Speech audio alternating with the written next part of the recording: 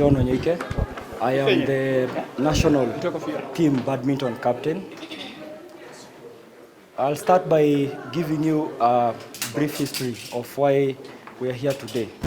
Back in the year 2017, a group of players went behind everyone's back.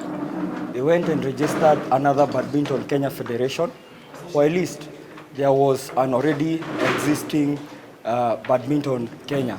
So there has been a lot of push and pull, a lot of wrangles since the year 2017. We are here because early last year, the World Badminton Federation banned Badminton Kenya. We got suspended because of the wrangles that were causing great suffering to the players. And they wrote and said that until we do a free, fair, transparent, and all-inclusive election, we are not going to be reinstated back to they're not going to lift the ban. So the players here are angry because they have gathered here because the leaders of our so-called federation have refused to do anything about it. Instead, they have chosen to continue with the activities like nothing is happening. And it is the players who are suffering now. As players, this is our way of life. This is how we survive. We have families and they depend on us. This is the only thing that we are sure it can pay our bills because it is what we do. It is what we've been doing for many, many years. Our appeal, and I would really like to plead with the CS because we know they are the only people who can help us and the Ministry of Sports to intervene. Let her know that her sons, the sons and daughters are suffering because of the ban, and until if they don't do something about, because we've tried so many things, we've called for meetings. The Badminton World Federations have tried to intervene. They've sent representatives before to try help us and resolve the wrangles, the menace, and nothing has been done. Nothing has happened. So we're really pleading with her to intervene and take up the matter. My name is Zamzam Zambonaya. I'm a badminton player. So when you see players being full of rage here, it's because we are expressing the pain that we have, that we are suffering for so long because of the leadership wrangles of the people who so-called decide to be the leaders of badminton. This is the effect that they have brought onto us. So for us, it's the plea to the government, to the CS, kindly come and rescue us from this. Yes, because this is our sport. We are so passionate about this. This is what gives us that adrenaline rush. So it is so unjust of some few people who call themselves as the badminton stakeholders to come and deny us our basic rights. You have seen quite clearly we have been pushed from the hall. They are being selective on the players because what we want to do is we want to take the higher end. However much it will take time, but it will be worth it. And when there's people who are vouching for the common good, you'll realize that there's lots of resistance. So for us as the players, we want to take our sport back. We want to own our sport, and we want our sport to serve us as it has been. Thank you. Okay. Have you finished all the avenues of the discussion with the other team? Yes, we have done that a couple of times, not once, not twice, endless times.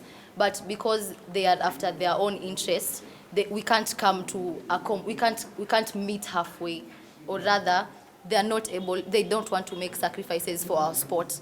So us reaching here, us being full of rage, this is our last resort, and we are humbly asking the CS and the government to kindly come in and deliver us from these troubles. Hello, good afternoon. I'm Abraham Mogute.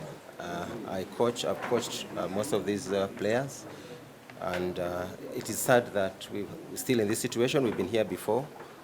We've gone to court. Court sided with the players. This game is for the players. We've been had these wrangles since, as you must have heard, 2017. We were banned now. Kenya cannot take part in any international tournaments. On Monday, the All Africa Badminton Championships are starting in Kampala. The teams have already arrived. Kenya were not there. In June, we're supposed to be taking part in the Commonwealth Games in Birmingham. Kenya is not represented again. All this is simply because of selfish interest from the leaders, not the interest of the players. This tournament here you've seen is being held to hoodwink the players because they're supposed to be in Uganda. All their fellow players are in Uganda playing the All Africa Senior Championships. Kenyans were languishing here. So our humble request is for the government, as they have done in football, as they have done in cricket, to come, because we've tried to solve this internally, it has refused. That is why BWF, the world body, had to ban Kenya, because we could not solve this ourselves. But the sad thing is the players are the ones suffering.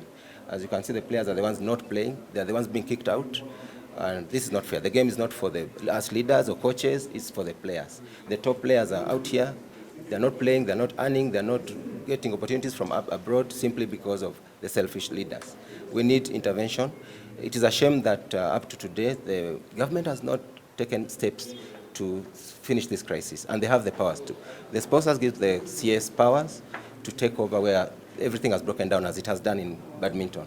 So we call upon the CS, she's been very good for sport, to come and intervene so that we solve this for the sake of the players once and for all. What are your fears if this situation continues to go like that? And maybe is it leading us to a situation like what happened in Tanzania? That is correct. That is correct. As I said, this is 1 year ago. The conditions very simple. They want free, fair, transparent, all-inclusive elections. That is the only condition the world body gave.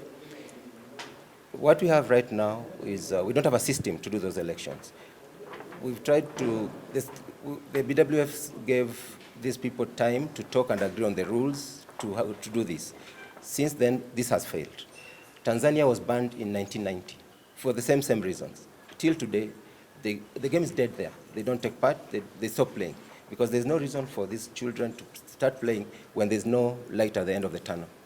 So we run a risk of perpetuating this until the game dies completely. So yes, it has happened before, and we are heading there if no intervention comes from the authorities. And as coaches, how have you been affected in this situation? Oh. Now, as coaches, yes, getting players to come now, getting new players to come is almost impossible. We see a lot of talent. We try to encourage them, but there's no benefit. They can't see any benefit of playing.